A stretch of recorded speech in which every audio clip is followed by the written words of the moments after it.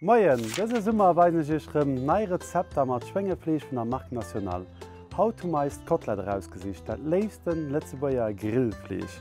Dëfir hummer Hai de kompletten Hals vun engem Schwein, well Kotelette kënner wieder wëst aus dem Hals oder aus dem Reckkuelen, an die aus dem Hals si filmi schémer auréiert. Dëfir schneiden Schlomoll 2 relativ dick Tranchen rof. An der Gene steet de Miguel weiter, da kann hien als déi schon ubroden. Während Delo Grill leiien, kënne mir schon als Geesekäis preparieren, de mai no drüber schmieren. Ha ma auch letzteer Geesekäis geholt, huelt do net so eng Büch oder so huelt rouech den Mëlle Geesekäis. De brauch en dann just mat Pfeffer a Salz ze wierzen. Da ma man nach e bisse Salz dabei. Da vermëcht man dat ganz. Lo werden man dats den Koteletten schein längsarier zugebrode sinn, an da kënnen man de Käis direkt opschmieren.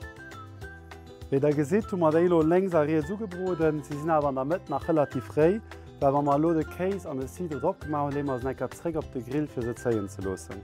Dann ganz zum Schluss huet man nach Cider, da kann man hier joch de letzteer Prodi hoelen, a mir fëlle lo die Schossel op, aber dats de Käis ausserhalb vum Cider bleibt, dats den her nun eng scheine Gratinage krit.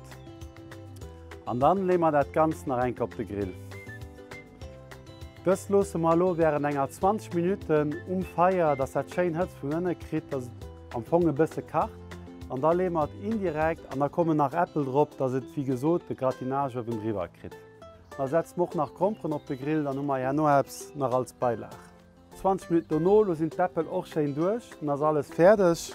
Dann hummer Hai eis Kotelett mam Geesekäis a mat den Äppel. Da kënne man a bësse vum Jus hoelen. Da wënsch méi se guten Appetit a genéis et Fleech aus dem Grillkurf vun de Jongbauuren. Prost!